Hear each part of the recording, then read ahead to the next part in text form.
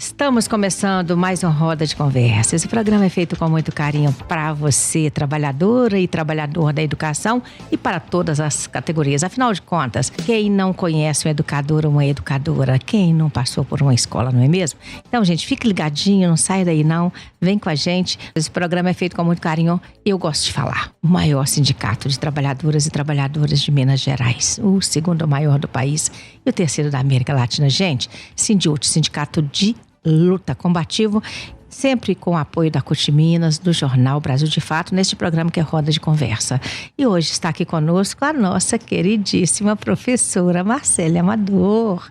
Ela é diretora estadual do Sindiúte, coordenadora do Departamento de Comunicação.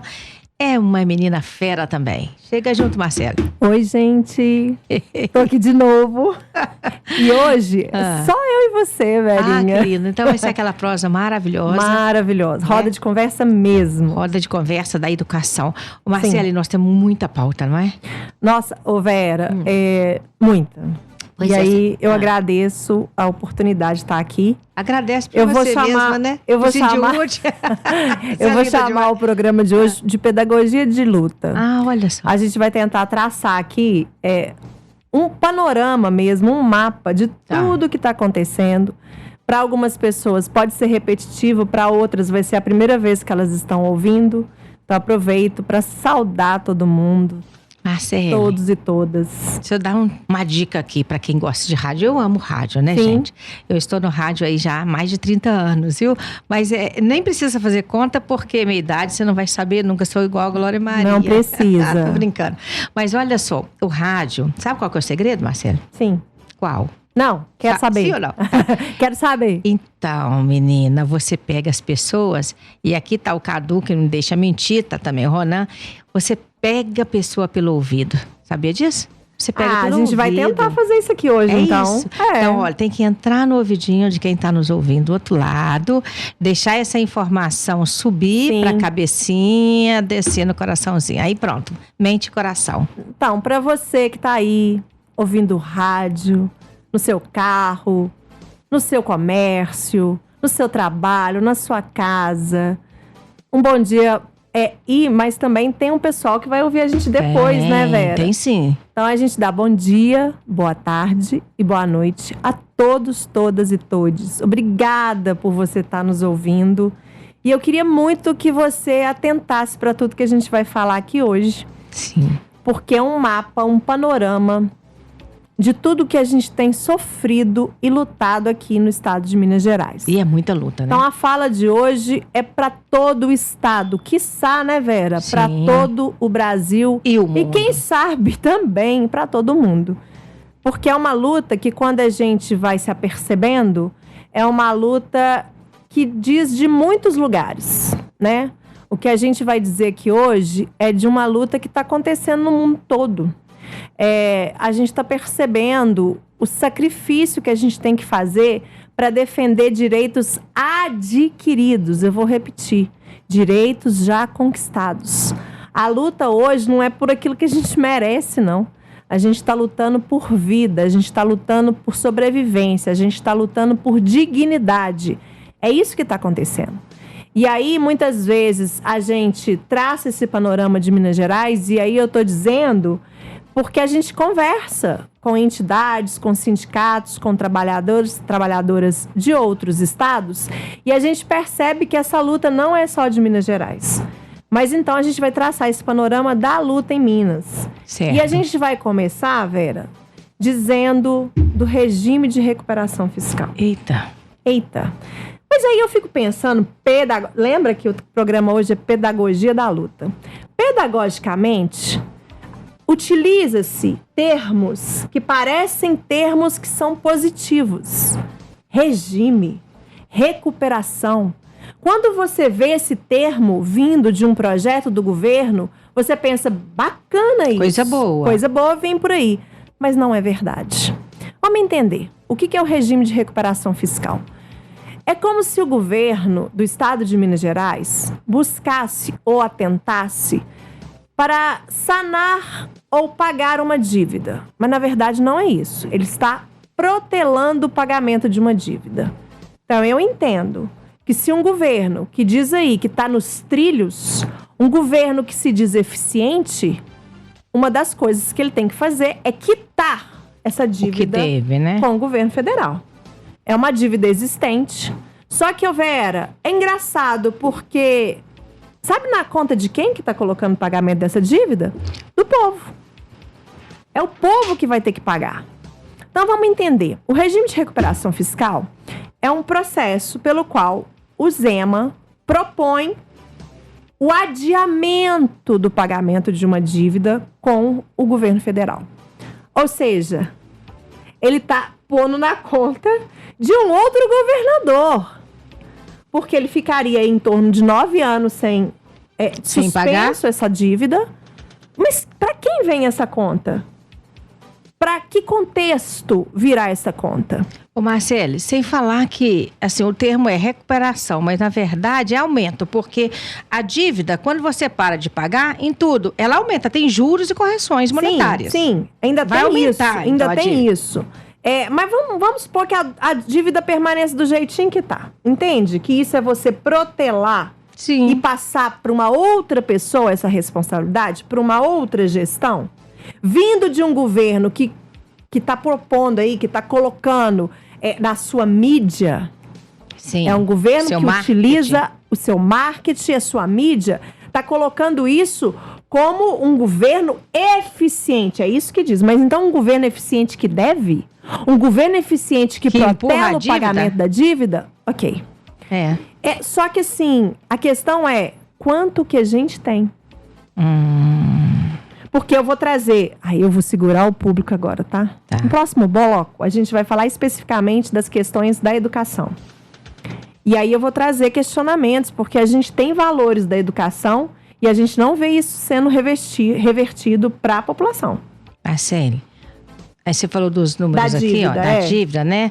Olha, a dívida pública mineira está em 153 bilhões. Sendo que 134 bi é com a União e os outros 19 bi é tendo a União como garantidora. É isso. Então, muito zero depois do olho. Exatamente. Mas aí, Vera, não é só isso.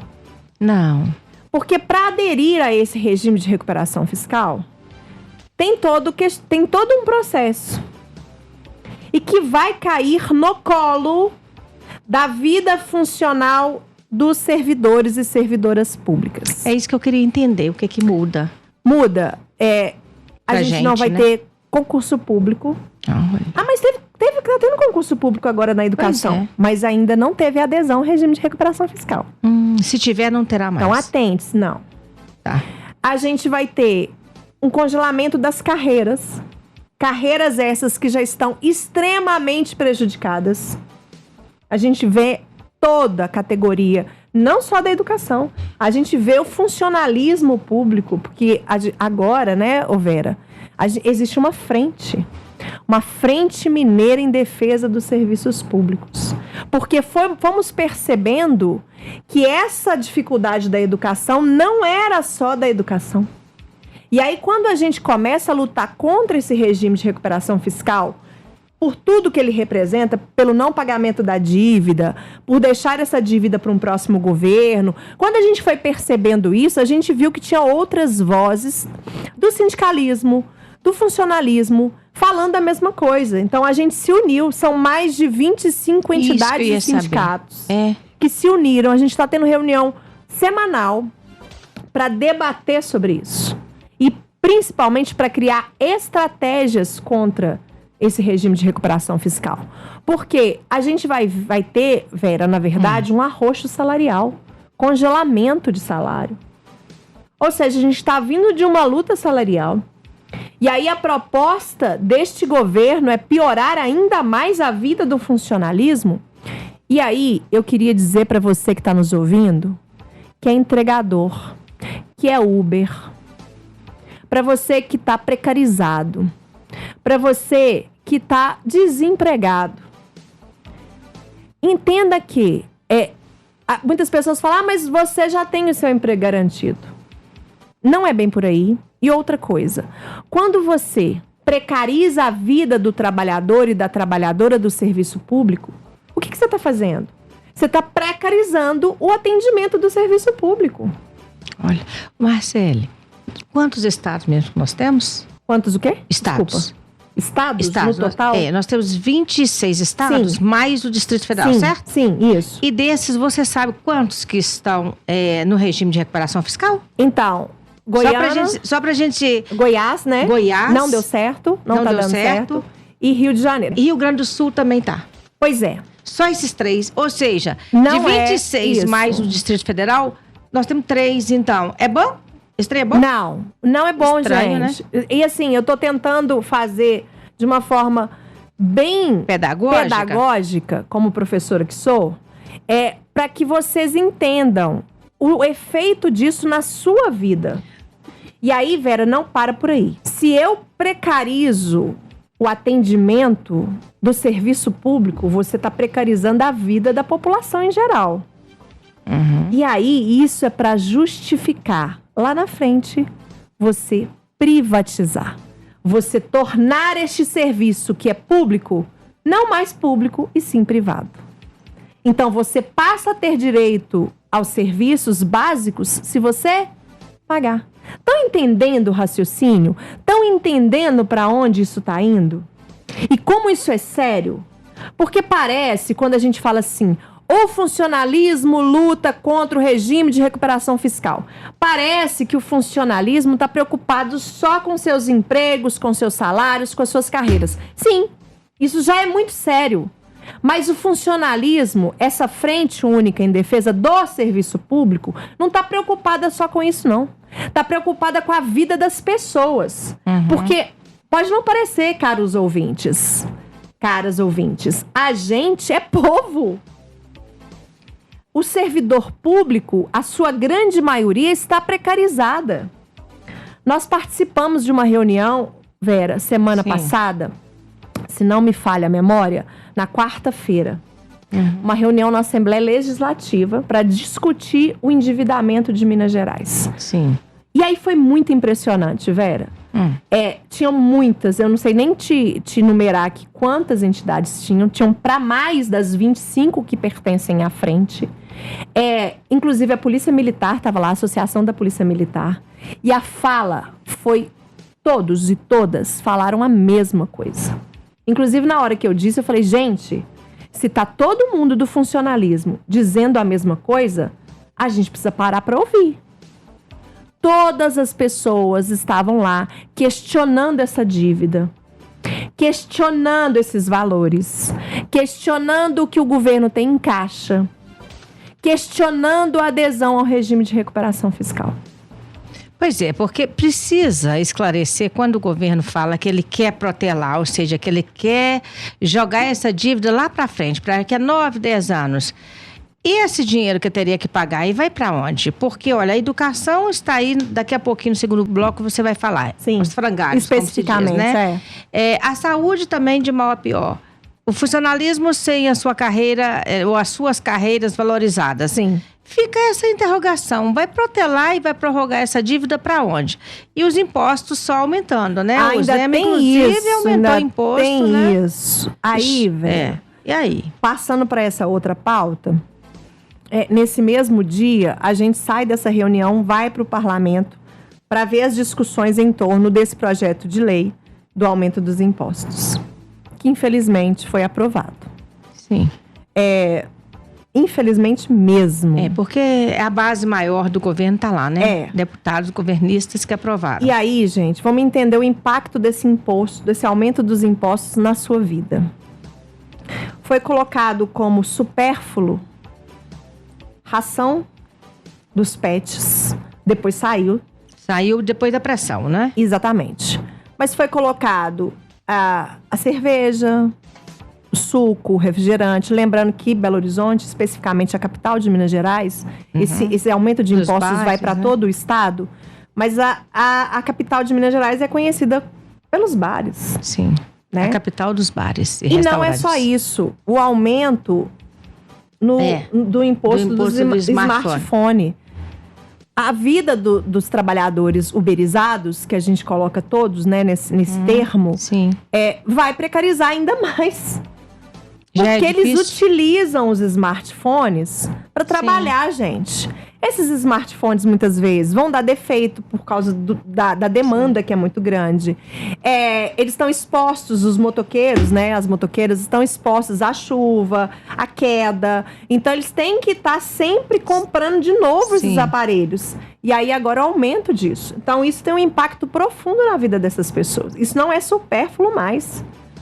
O uso dos celulares não é uma coisa supérflua. Não é. É necessidade. Vera, Primeira. esmalte. Aí, ó. As manicures. Eu já não tô nem comprando esmalte mais, gente. As manicures, né? Já As parei. pessoas que trabalham no salão. Tudo isso vai aumentar. Tudo vai aumentar. Só que eu queria fazer uma denúncia aqui e alertar a população. De novo, um Estado eficiente. Um governador que se elege com o discurso de que não vai aumentar os impostos. Isso é muito sério. Isso é demagogia. Então, este governador foi eleito, infelizmente, em primeiro turno, com o discurso de que não é a favor do aumento de impostos. Como tá enganando as pessoas, né? Vera, é pior. Atentem para esse processo pedagógico também, que eu vou dizer agora. Zema se elege com o discurso de que não vai aumentar impostos e aumenta. Uhum. Ele dá isenção de impostos para as locadoras de veículos. Qual que é o melhor amigo dele, né? Uhum. Salim, que chama? Ah, tá, obrigada. Ele é dono do quê? Localiza da onde que ele é dono Tá. e localiza para quem favoreceu essa isenção de impostos. Isenção de impostos. Vera, engraçado, eu não sou da matemática, você percebeu que você teve que falar os números aí para mim. Mas até para mim, que sou professora de história, que não sou da matemática, quando você faz o cálculo do quanto isso vai vir para o Estado com relação ao aumento dos impostos, que foi aprovado semana passada, é o mesmo valor da isenção dos impostos. Olha só. Das locadoras. Ou seja, você tira de quem tem muito dinheiro, de uma das empresas que mais lucrou nos últimos tempos. Tira dessas isenção para essas pessoas, para esses bilionários, para que esse imposto seja pago pela população. Vocês estão me ouvindo, ouvintes? O quanto isso é sério? Sim. Então, ou seja, que governo é esse, gente? Esse governador, ele é um absurdo. E pior, gente, ele tá pleiteando ser presidente do Brasil. Então, assim, a gente precisa alertar as pessoas. O rádio tem uma função social, Vera. Sim. Porque ele é democrático. Ele chega para todo mundo. Com certeza. E aí ele vai chegar aqui no aglomerado, ele vai chegar lá embaixo, lá nos grandes apartamentos da Serra, vai chegar para a cidade inteira, vai chegar para o estado, porque a gente vai replicar essa informação, vai estar no Spotify, não é isso? Vai estar no YouTube. E essa informação precisa chegar para todo mundo. De quem é o governador Romeu Zema e do que ele propõe. Do fiasco que é para a população. Ele é maravilhoso, sim. Para quem? Para esses grandes empresários. E lembrando, gente, de onde que ele saiu. O tal outsider, né? Exatamente. Ele foi eleito como cara que não é político. Isso aí significa outsider. Ele é empresário. Gente, ele tá governando para quem? Boa pergunta. Ele tá governando. Se a gente dá os empresários. localiza aí. E eu não tô dizendo do empresário que tem uma lojinha aqui embaixo no aglomerado, não. Do empresário que tem uma mercearia no bairro, não. Eu tô dizendo dos milionários. Porque você, empresário, que tem um bar, que tem um restaurante, vai sofrer as consequências da isenção de impostos para as locadoras e o aumento de impostos na sua vida prática. Você que tem a sua moto aí é que vai sofrer as consequências. Que tá fazendo entrega, porque vai aumentar os impostos dos smartphones. Você que é uma empresária que trabalha com beleza vai ter aumento aí dos seus produtos de beleza. É para esses empresários que ele precariza, os pequenos, os médios, e os grandes, os bilionários são favorecidos. Sim. Então, hoje nessa rádio aqui, a gente está falando Pedagogia da Luta, porque nós estamos aqui. O Sindiúti tem participado ativamente da luta nas ruas, na rádio, na internet, na conversa lá no chão da escola, explicando para as pessoas, sabe, Vera? Porque às vezes as pessoas não têm noção. Não faz a menor ideia, né? É, porque às vezes você fala assim, você vê um post assim, somos contra o regime de recuperação fiscal. Aí o professor tá lá, coitado, precarizado, trabalhando 3 turnos, né? Pagando ali duro para sobreviver. Aí ele escuta isso, falando regime de comer ou de passar no cabelo.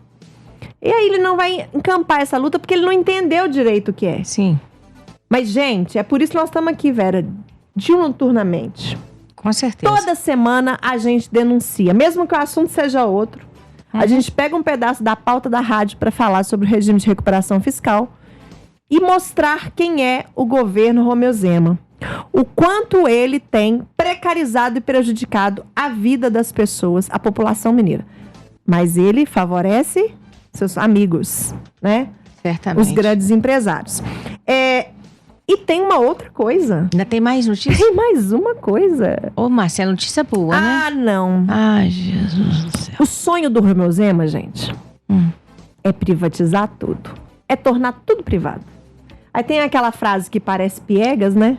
Mas não é. Vamos explicar o que é privatizar? Então, é tornar tudo das empresas privadas. Então, você tem as empresas, o serviço público, as empresas públicas fazendo o serviço público. Tem aquelas de economia mista, que ela é pública e privada, tem ações.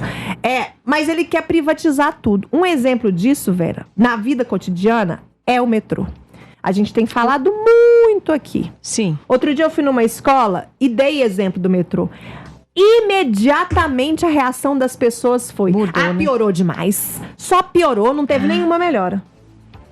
Tá vendo? Então, assim, é sensação, é sentido. Quem utiliza o metrô, como eu também, o que nós tivemos, gente? Aumento da tarifa. Aumento da tarifa. Aumento da tarifa. E outra coisa, gente, os trabalhadores lá do metrô, foi acordado, velho, que eles seriam protegidos durante um tempo, se não me engano, um prazo de mais de um ano, ou alguma coisa em torno de 1 ano, 12 meses, desse processo de privatização. Eles não seriam demitidos. Já estão sendo demitidos. Sério, Marcelo? Sério. Então, não existe compromisso com a vida das pessoas. Primeiro porque essa privatização do metrô, né, concessão, né, do uso do metrô, foi preço de banana. Foi um absurdo. Agora o Zema quer fazer o quê, gente? Vender a Copasa e vender a CEMIG. E aí, Vera, ouvinte, fazendo essa comparação do que foi feito com o metrô, o que vocês acham que vai acontecer com a CEMIG? O que vocês acham que vai acontecer com a Copasa? O Jairo da CUT, todas as vezes que ele está aqui, olha, tudo que o Jairo já falou, eu já prestei muita atenção, é batata, gente, acontece. Todas as vezes que ele está aqui, ele fala, a primeira coisa que vai acontecer é o aumento da sua conta de luz. É a primeira coisa, vai aumentar. E não é só isso. Né? E aí tem os outros, né? Você corre o risco de ter desabastecimento. Agora, eu tenho escutado muito falar, Marcela, da maldade que você pode fazer, porque uma coisa é o governo com o social. Você sabe que já baixou, né? Antes você tinha 3 meses, você atrasava a conta, na terceira é que seu serviço era cortado. Agora já é 30 dias. A conversa vai, agora 30 dias corta. Agora, você imagina privatizada na mão de um dono, de um empresário. Ele vai lá e desliga a luz, ué.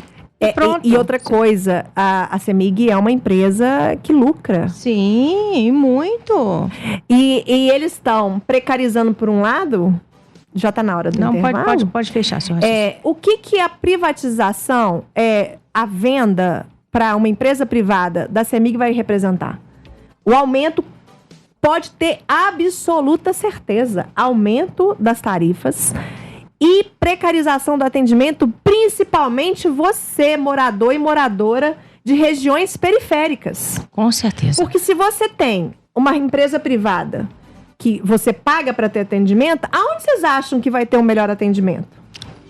Acabou a luz no Belvedere? Beleza, vamos lá atender.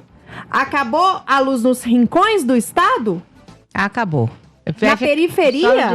E já vilas? estão acontecendo os apagões por aí, Pois hein? é, exatamente. Esses apagões representam essa questão Eletrobras. E tem gente que acha o seguinte, tá ruim, apagão tá ruim, tem que privatizar mesmo. Gente, isso é estratégico. Exatamente. É o bode na sala, não é, Marcelo? Exatamente. Vamos piorar pro o povo aceitar que a privatização pode ser uma boa, né? Não é o que a gente chama de marketing do mal, né, gente? Isso, quanto pior, melhor. Exato. Marcelo, vamos tomar uma aguinha, né? E voltar daqui a pouquinho. Eu vou deixar quem está aqui nos ouvindo. Obrigada a você. Manda seu WhatsApp para nós, é o 31 971 467456. Manda aí, gente.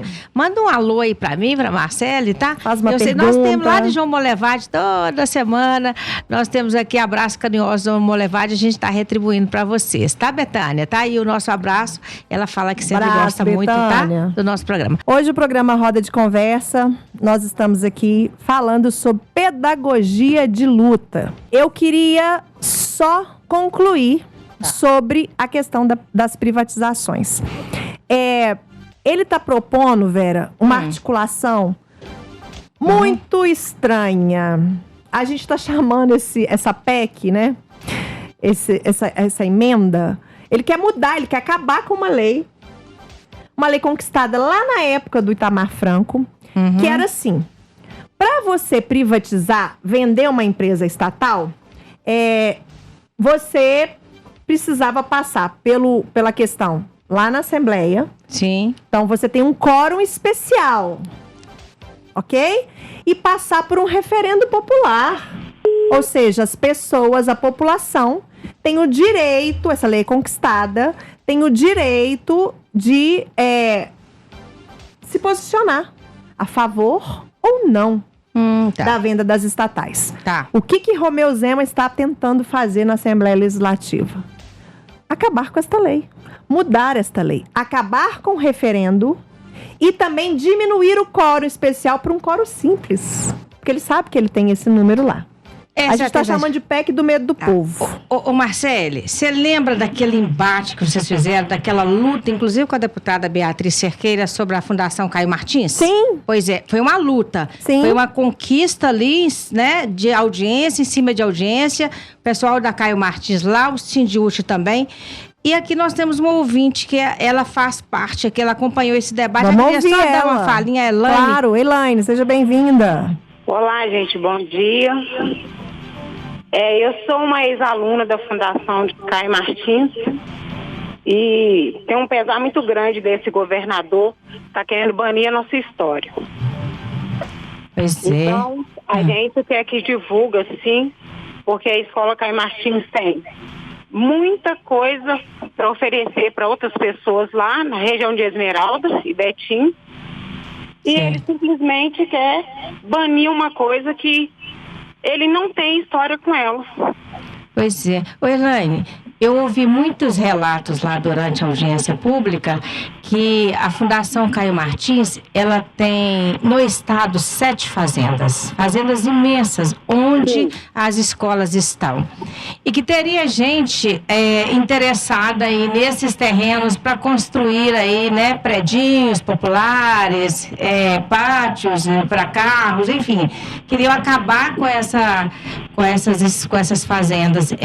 Então foi muito denunciado isso, mas teve uma luta e vocês, firmes nela, conseguiram impedir a privatização desses espaços da Caio Martins. Parabéns aí pela luta, Obrigada. Pois Oi, Elaine, muito obrigada pela sua participação. Obrigada. Mas é bom você dizer disso, que eu vou puxar um gancho, sabe? Porque para além dessa questão da Caio Martins que a gente conseguiu vencer, a gente tem que ficar atento, não é isso? Porque essa tentativa não acabou ainda. Não.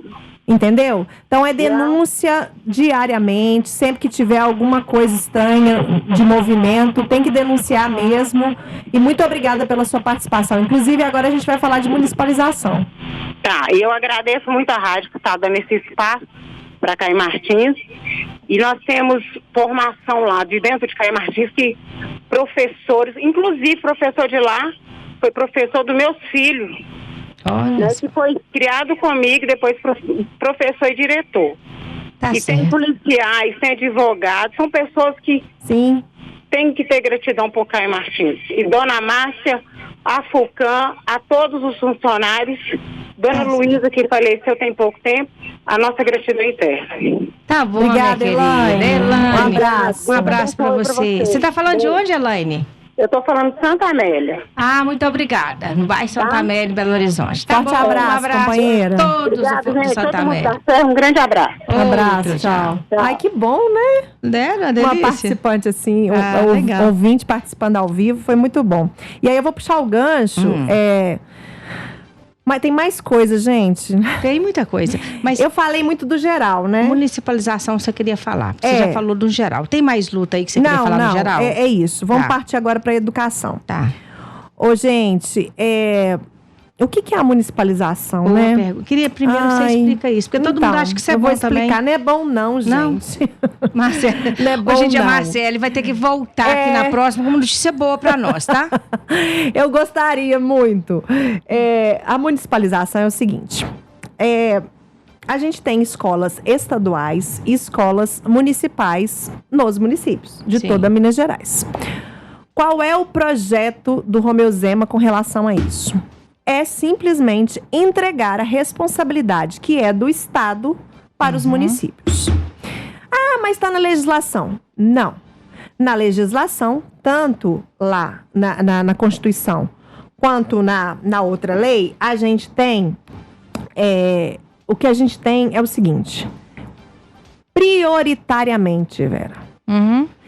Tem uma diferença, né, gente? De prioritariamente para exclusivamente. Muita diferença. Muita diferença. E que os entes, eles têm que ser solidários. E não existe solidariedade. Tanto que é tão mau caráter esse governo que ele chama de mãos dadas esse projeto. Não, gente, é entrega de responsabilidade. E se na lei fosse exclusivo, deixa eu explicar melhor. O que a gente tem de educação básica? A gente tem educação infantil, a gente tem ensino fundamental, que vai do 1º ao 9º ano, e depois a gente tem ensino médio. Normalmente, a gente vê o ensino médio sendo atendido pelo Estado, ok? Mas isso não impede que o Estado, porque está na legislação, forneça também o ensino do 1º ao 9º, ok? Sim. Para a educação infantil, aí a gente vê funcionando nos municípios, a cargo dos municípios. Ok. O que o governo quer fazer? Ele quer entregar todas as séries do fundamental, do 1º ao 9º ano, mas principalmente do 1º ao 5º, para os municípios. Com esse discurso de que está seguindo a lei. Nós não estamos dizendo disso, nós estamos dizendo que na lei fala prioritariamente. Tá? Ok. Pode-se fazer a municipalização? Beleza? Pode fazer. Mas faça conversando com a sociedade, conversando com a comunidade escolar, conversando com os envolvidos. Mas não da forma que está sendo feita, a troco de caixa e acelerado. Inúmeras escolas sendo entregues. Não precisa ser dessa forma. Sabe por que não precisa? Aliás, não pode ser dessa forma. Porque dessa forma é violência. Porque o que está acontecendo? Qual a consequência da municipalização para o Estado? As pessoas que são efetivas, os cargos dela, aí eu estou dizendo da vida funcional. O cargo delas ela vai ter que ser disponibilizado para outra escola. E para onde que ela vai? Se você está vendo isso acontecendo em massa, em várias escolas municipalizadas, pode chegar ao ponto, gente, dessa pessoa perder o cargo dela, porque ela não tem para onde ir. Isso para as efetivas. Para quem é contratada, é olho da rua. É demissão. Nós estamos dizendo da vida das pessoas, é demissão das pessoas. E todo mundo concursado, né? Exatamente. Não, os efetivos, eles correm o risco. Tá. Porque vamos supor... Mas eles vão sair do lugar para o qual eles fizeram o concurso. E aí eu vou contar para vocês, que não são da área da educação, como é que funciona a nossa vida, Vera. A gente vai trabalhar numa escola e aí a nossa vida vai em torno daquilo. Às vezes a gente muda para uma casa mais próxima da escola. A gente é dependente daquilo que a gente chama de carona solidária. Por quê? Para a gente sobreviver... Para nós da educação sobrevivermos, a gente não pode ter um cargo só, Vera. Sim. Muitos têm 3.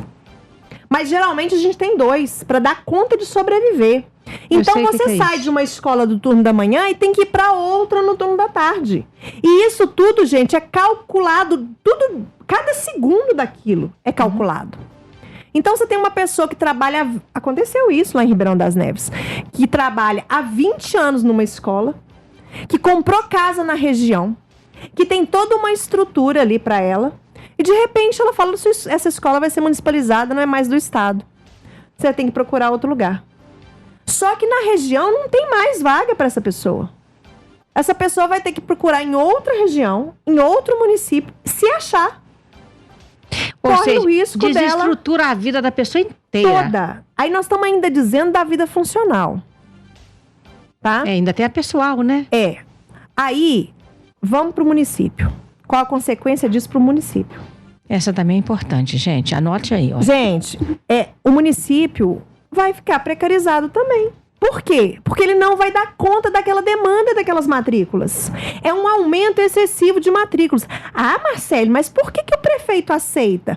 Por que os vereadores... Porque tem que passar pela Câmara primeiro. Tem uma tem que ser aprovado... Na Câmara dos Vereadores do município. Por que os vereadores aprovam? Porque o governo injeta dinheiro.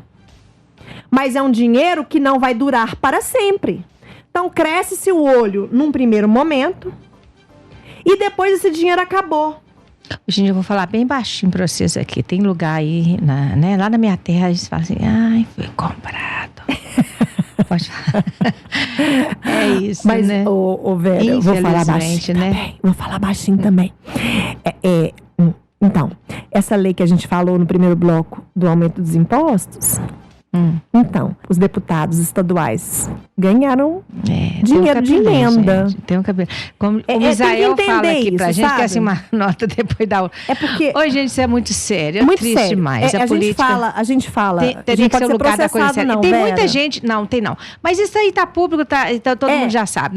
Porque não é um dinheiro que é da pessoa. Tem gente muito séria. Sim. Tem gente muito séria na política. A gente sabe e nós contamos com o apoio de muita gente séria lá. Mas também, gente, tem muitos jogos... Tem um jogo de interesse muito, né, muito forte. Aí, e tem uma outra coisa.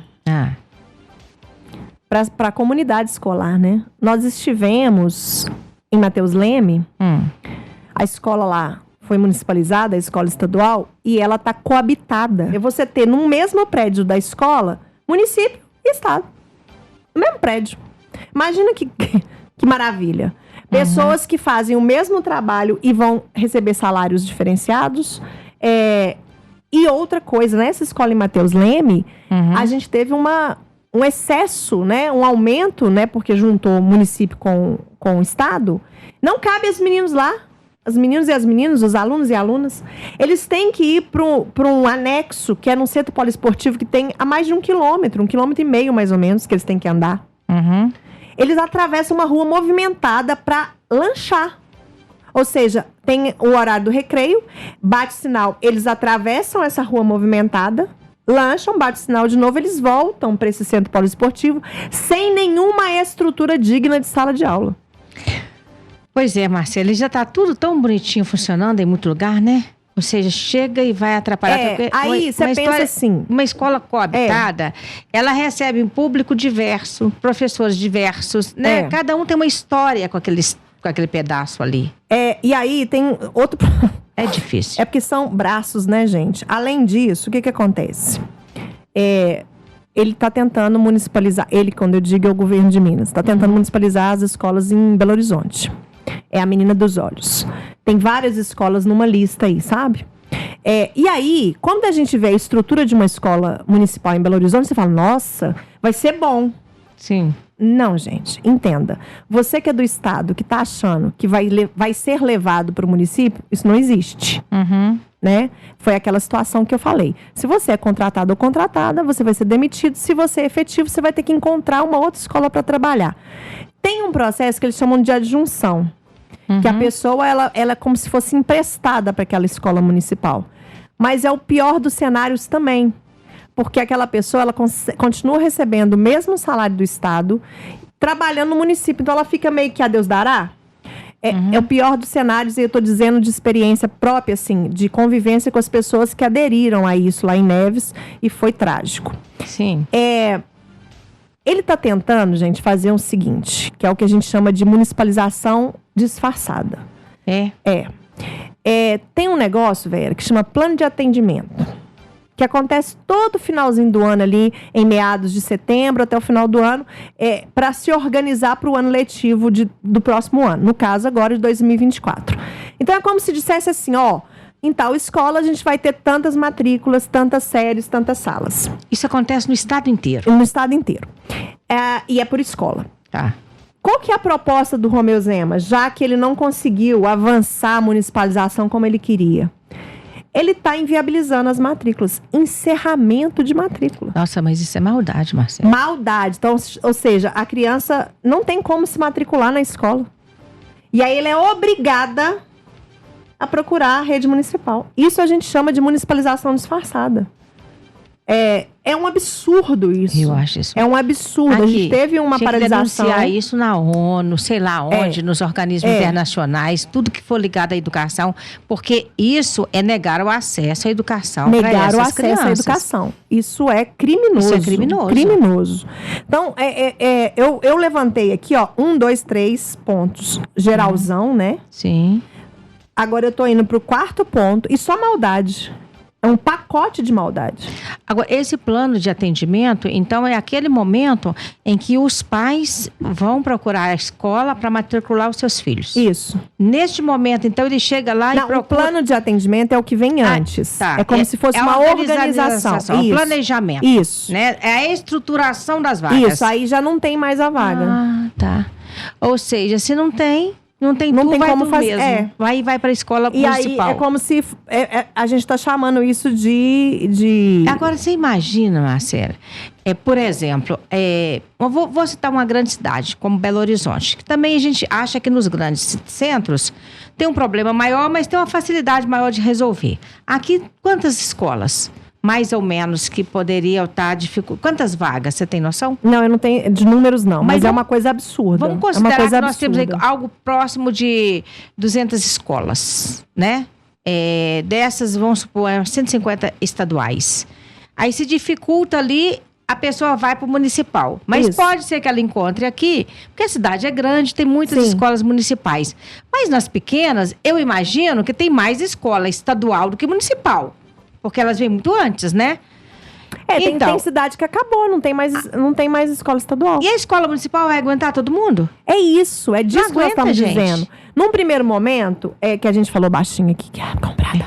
Num primeiro momento, se interessa por causa de uma verba maior que vem, vai construir escola e tal. E que não aí vai, se interessa. Né? E aí, diz muito também da gestão.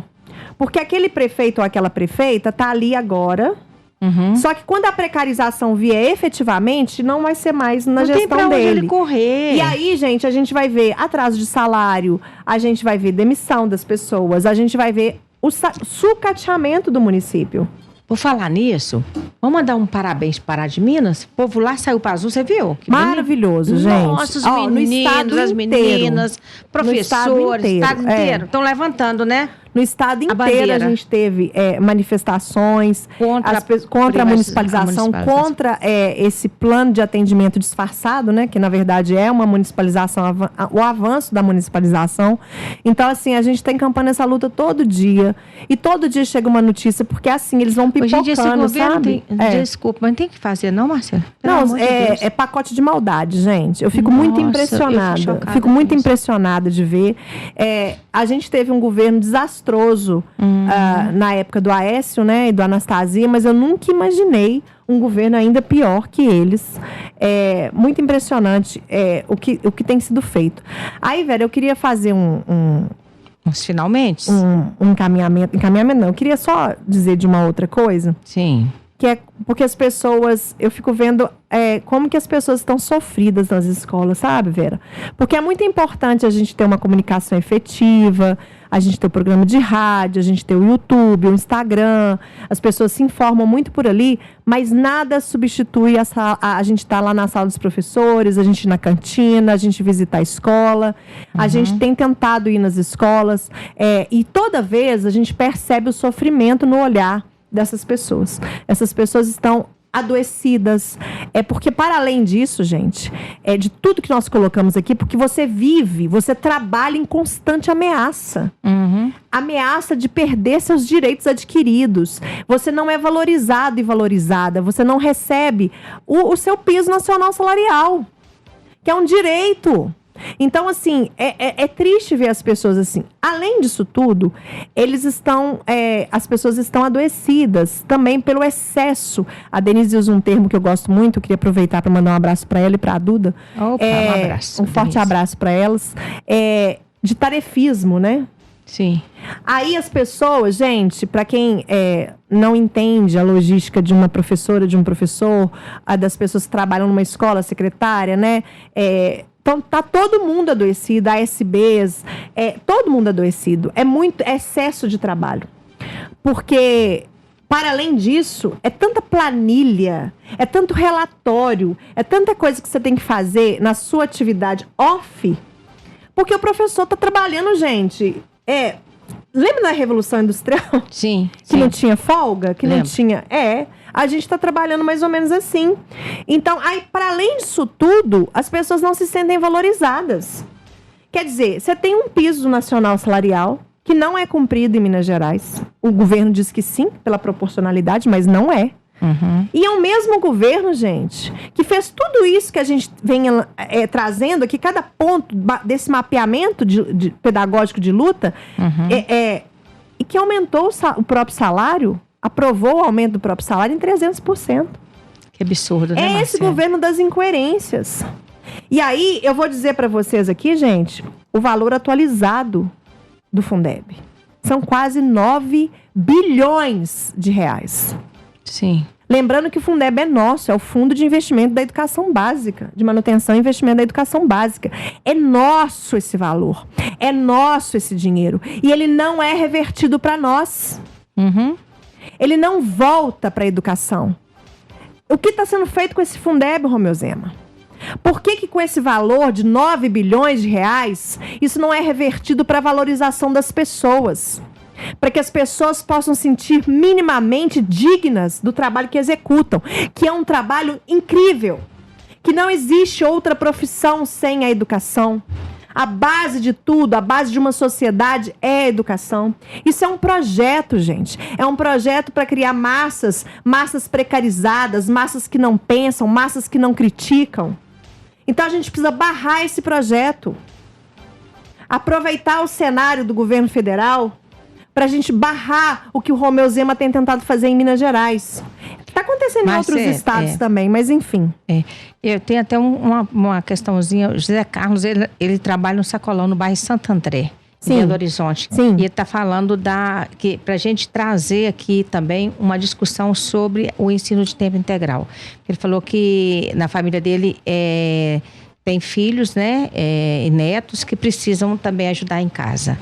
E o tempo integral tem prejudicado muito. Pediu aqui ao Cindy hoje para trazer essa discussão. Como é que é o nome dele? José Carlos, bairro Santo André. Ô, José Carlos, eu vou até anotar aqui. Nós já fizemos até uma discussão parecida aqui. Sempre falamos, mas vamos fazer um especial sobre isso, Marcelo? Acabei de escrever. Ótimo.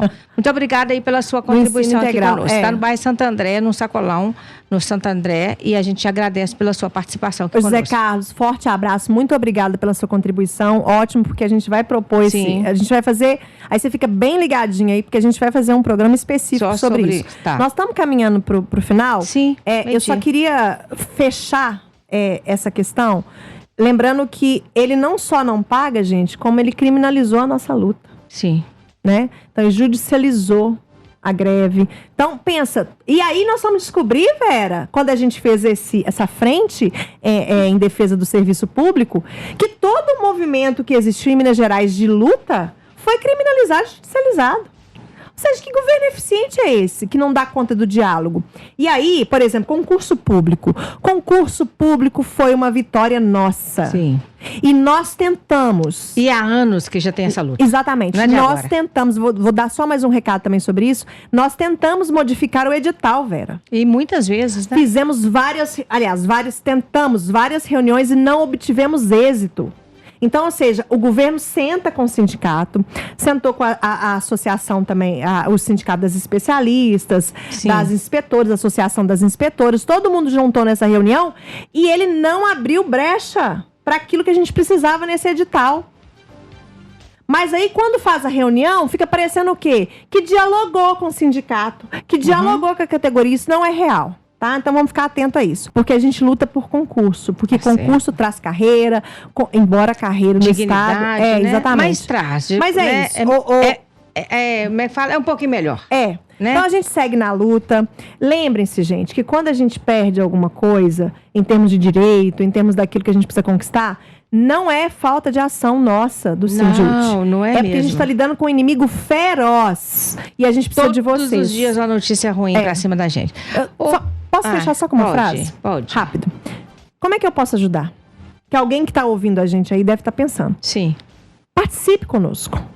Participe do programa, participe nas redes sociais, manda para as pessoas essa informação, conversa no Uber, conversa Acesse no mercado. O nosso YouTube, fala quem é o Romeu Zema, que você escutou sobre isso. Nós já tivemos aqui hoje ao vivo a Elaine, né, nos ajudando. O Zé Carlos participando. Participe, é isso que a gente quer de você. Forte abraço, gente. Muito obrigada pela participação hoje aqui. Muito obrigada à rádio.